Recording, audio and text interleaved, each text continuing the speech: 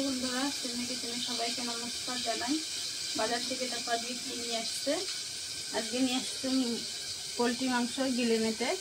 এখানে নিয়ে আসছে 4টে ঠ্যাংগুলো ভালো করে গরম জলে ডুবিয়ে রেখে চামড়াটা ছিলে নিয়েছি।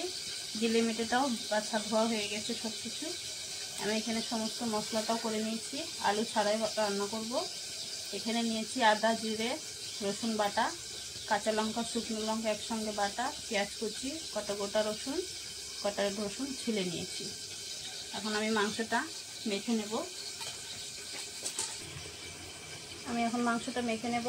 দিয়ে দেবো পেঁয়াজ কুচি,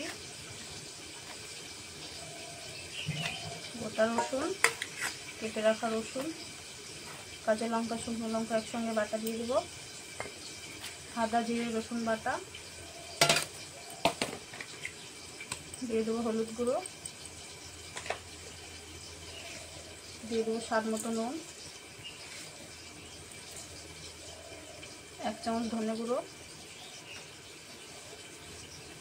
সর্ষের তেল মেখে নেবো। এখন হাত দিয়ে মেখে নেবো, ভালো করে মাখা হবে। তাহলে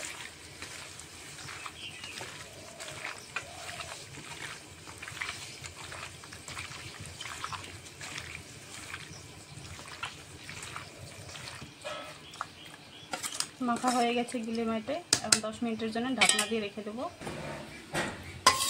কড়াইতে দিয়ে দিয়েছি সরষের তেল। ফোড়নের জন্য নিয়েছি তেজপাতা, শুকনো লঙ্কা, এলাচ, বড় এলাচ, দারচিনি, গোটা জিরে ফোড়নে দিয়ে দেবো।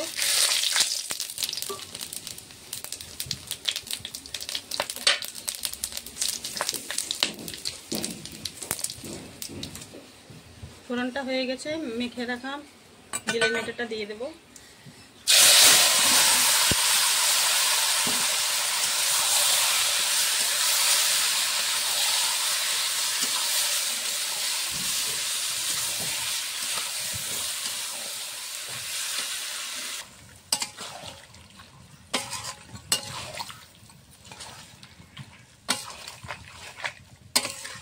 গিলে মেটের থেকে এখন দেখো জল বেরোবে, এই জলে কষানো হয়ে যাবে। দেখো কালারটা কি সুন্দর হয়েছে, কষানো হয়নি এখনো।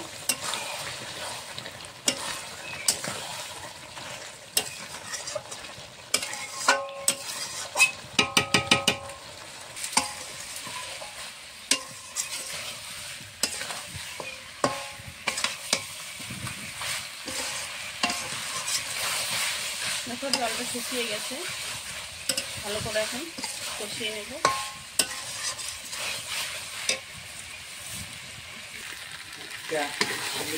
গিলে মেটেটা দেখো ভালো করে কষানো হয়ে গেছে। এখন আমি হালকা করে জল দেব।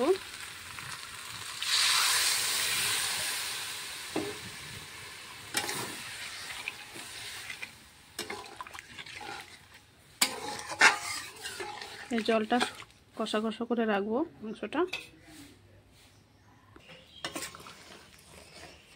গিলে মেটের ঠ্যাংটা রান্না হয়ে গেছে, দেখো নামিয়ে নিয়েছি। রান্নাটা এখন ঢেলে নেব।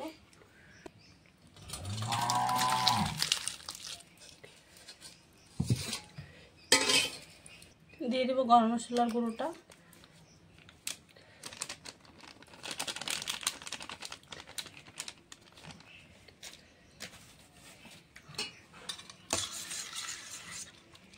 আমি নামিয়ে আজকে গরম মশলাটা দিলাম, সেন্টটা ভালো থাকবে। কষা কষা করে রান্না করেছি। দেখো তোমাদেরকে যদি গিলে মেটের রেসিপিটা ভালো লাগে অবশ্যই লাইক, কমেন্ট, শেয়ার, সাবস্ক্রাইব করে দেবে। আজকের মতন রান্নাটা এই অবধি, আবার কালকে দেখা করছি।